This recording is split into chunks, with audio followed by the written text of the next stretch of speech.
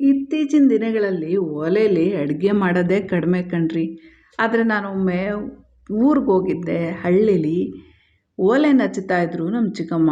ಸರಿ, ಏನೋ ಒಂಥರ ಖುಷಿ ಅನ್ನಿಸ್ತು, ಕುತೂಹಲ ಅನ್ನಿಸ್ತು. ಒಲೆ ನೋಡಿ, ಒಲೆ ಹಚ್ಚೋದು, ಒಲೆಯಲ್ಲಿ ಅಡುಗೆ ಮಾಡೋದು ನೋಡಿದರೆ ಏನೋ ಒಂಥರ ಖುಷಿ ಅನ್ನಿಸ್ತು. ಆ ಕಾಲದಲ್ಲೆಲ್ಲ ಇದರಲ್ಲೇ ಎಷ್ಟು ಚೆನ್ನಾಗಿ ಅಡುಗೆ ತಿಂಡಿಗಳನ್ನೆಲ್ಲ ಮಾಡ್ತಾಯಿದ್ರು ಅಲ್ವಾ. ನಮ್ಮ ಚಿಕ್ಕಮ್ಮ ಕಡುಬನ್ನ ಒಲೆಯಲ್ಲಿ ಸುಟ್ಟರೆ ಚೆನ್ನಾಗಿರುತ್ತೆ ಅಂತ ಸುಡ್ತಾಯಿದ್ರು.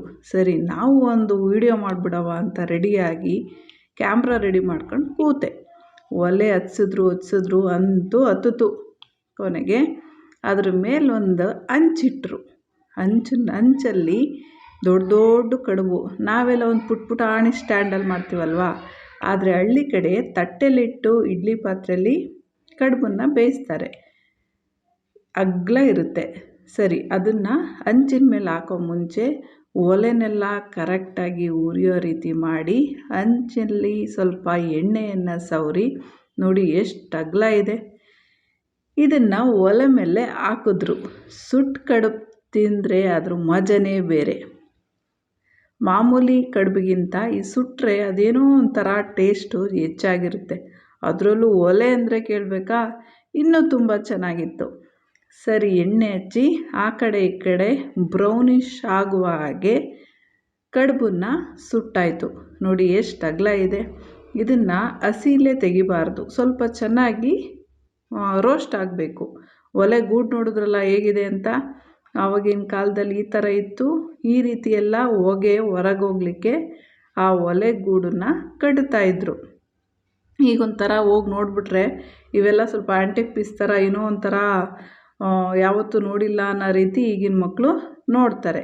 ಅದರಲ್ಲೂ ಒಳಕಲ್ಲಲ್ಲಿ ರುಬ್ಬಿದಂತೂ ಚಟ್ನಿ ಇನ್ನೂ ಸೂಪರು. ಒಳಕಲ್ಲಲ್ಲಿ ನಿಮ್ಗೇನೇನು ಇಷ್ಟ ಅದೆಲ್ಲ ಪದಾರ್ಥ ಆಗಿ ಚಟ್ನಿ ರುಬ್ಕೊಂಡ್ರೆ ಮುಗೀತು. ಸುಟ್ಟ ಕಡುಬಿನ ಜೊತೆಗೆ ಒಳಕಲ್ಲಲ್ಲಿ ರುಬ್ಬಿದ ಚಟ್ನಿ, ಎರಡರ ಕಾಂಬಿನೇಷನ್ ಹೆಂಗಿತ್ತು ಗೊತ್ತಾ? ಸೂಪರಾಗಿತ್ತು. ಅದ್ರ ಜೊತೆಗೆ ಒಂದು 4 ಮುತ್ತುಗದ ಎಲೆಗಳಿದ್ವು. ನಮ್ಮ ಅತ್ತೆ ಇದ್ದರು. ಅತ್ತೆ, ಇದನ್ನು ಸ್ವಲ್ಪ ಜೋಡಿಸ್ಕೊಡಿ, ಎಷ್ಟೊಂದು ದಿನ ಆಯಿತು ಇದರಲ್ಲಿ ಊಟ ತಿಂಡಿ ತಿಂದು ಅಂತ ಹೇಳಿದೆ. ಅವರೊಂದು 7-8 ಬೇಕು ಅಂದರು. ಆದರೆ ಮನೇಲಿದ್ದಿದ್ದು ಬರೀ 4.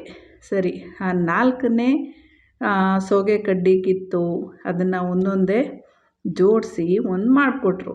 ನೋಡಿ, ಅಂಥ ಶೇಪ್ ಬಂದಿಲ್ಲ. ಇದಕ್ಕೊಂದು 6-7 ಬೇಕು. ಚಿಕ್ಕದು ರೌಂಡಕ್ಕೆ ಹಾಕಿ ಮಧ್ಯಕ್ಕೆ ದೊಡ್ಡದಾಗಿ ಮಾಡಿದ್ರೆ ಚೆನ್ನಾಗಿ ಬರುತ್ತೆ. ಆದರೆ ಸದ್ಯಕ್ಕೆ ಮನೇಲಿದ್ದ 4 ಮುತ್ಕದ ಎಲೆ ಅಂತ ಹೇಳ್ತಾರೆ. ಇದನ್ನು ಜೋಡಿಸಿ ಅತ್ತೆ, ಸರಿ ನಿನ್ನ ಆಸೆನೂ ಪೂರೈಸ್ಕೊ ಅಂಥೇಳಿ ಮಾಡಿಕೊಟ್ರು.